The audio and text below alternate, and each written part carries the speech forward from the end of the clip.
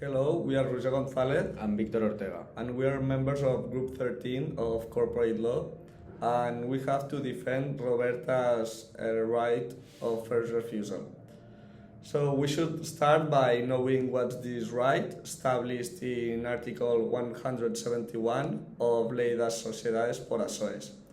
Basically, it grants shareholders the right to be offered shares before they are sold to outside party, protecting their position and preventing unwanted third parties from entering the company.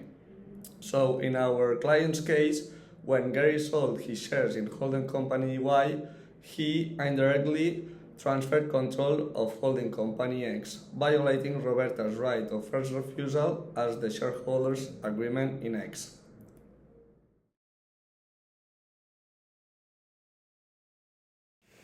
Focusing on the relevant provisions, although the right of first refusal applies to capital increases, the principle can be extended to shareholder agreements.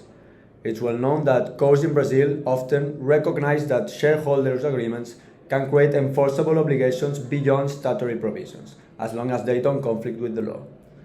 Moreover, the principle of substance over form in Brazilian corporate law ensures that indirect transactions that achieve the same effect as a direct sale can be treated equivalently.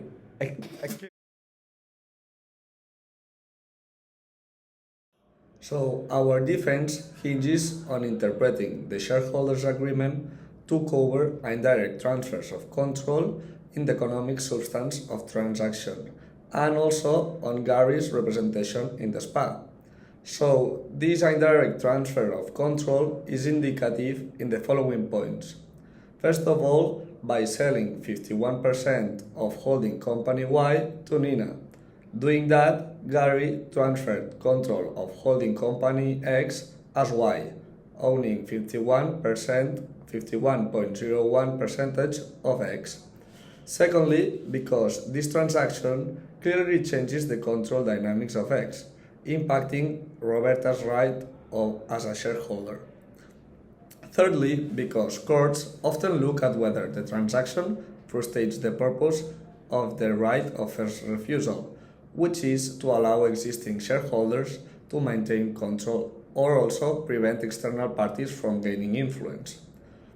Also, because Article 254A of the Brazilian Corporation Law requires a public offer in the case of acquisition of control in public held companies, that this can be cited by analogously to highlight the protection against indirect transfers that alter control, reinforcing that changes in control should respect minority shareholder rights. Finally, because Gary represented that the transaction does not violate agreements. If the court finds out that this sale constitutes a breach of the shareholders' agreement in X, it will strengthen our client's claim.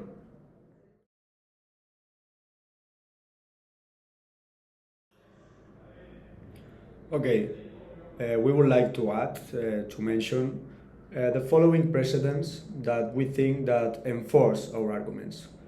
The first one comes out from the highest authority, the Supreme Tribunal Justice Court.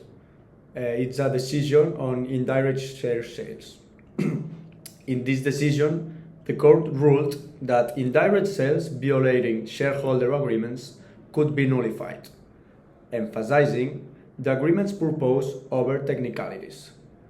This is known as the principle of substance over form, that we will talk about it later.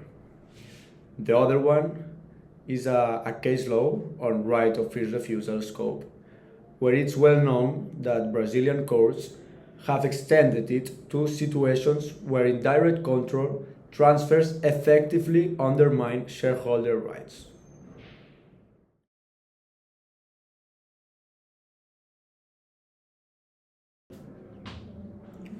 As a good lawyers, that we hope we will become, we should foresee Gary's defense, so we can refute the possible arguments that his lawyer could allegate. For example, stating that the sale was at the Y level and not at the X level. In response, we could refute that Gary could state that the sale of Y clearly impacts X, as Y holds a controlling interest in X. According to Brazilian courts, they emphasize the importance of the practical effects of the transactions and not just their legal form, applying the mentioned principle of substance over form. Also, they could allege that our client could only exercise the right of first refusal for direct share sales in X. In opposition, we believe that this argument undermines the intention of protection, the real intention of this right. The courts must prioritize the agreement's purpose. That's for us, we think that's protecting minority shareholders from losing control or facing unwanted third parties in the company.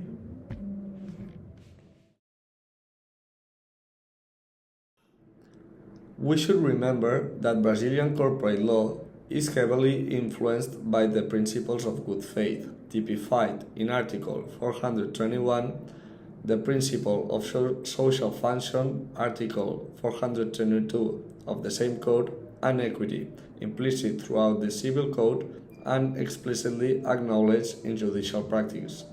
So in the following case, all these principles has been violated when Gary sold to Nina without offering Roberta the opportunity to purchase their shares.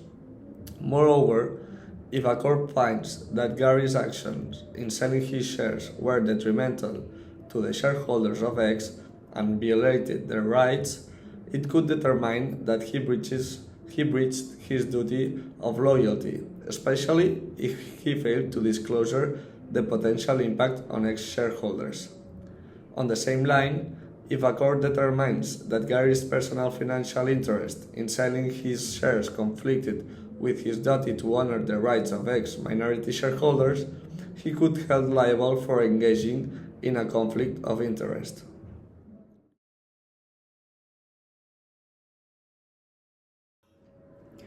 In a nutshell, the sale of Gary's shares to Nina constitutes an indirect transfer of control over holding company X, violating Roberta's rights of first refusal, established in the shareholders' agreement and also in the law. This breach arises from the economic substance of the transaction, which effectively grants Nina control over X by acquiring the Y's majority stake. The principle of substance over form, combined with the real intent of the right of first refusal clause, highlights that Roberta's rights cannot be undermined by structuring the sale at a holding company level. Moreover, the principles of good faith and loyalty in corporate governance require controlling shareholders to respect the minority rights. His representation in the SPA, falsely asserting that the transactions did not breach the agreement, further demonstrates his lack of the good faith. Roberta's claim is not only legally sound, but essential to uphold the social function of contracts, ensure fair corporate governance, and protecting the minority shareholder rights. Recognizing her right of first refusal in this case reinforces the stability and trust within Brazil's corporate framework, deterring future attempts to bypass the shareholder agreements through indirect mechanisms. That's all. We hope you like it. Cheers. Cheers.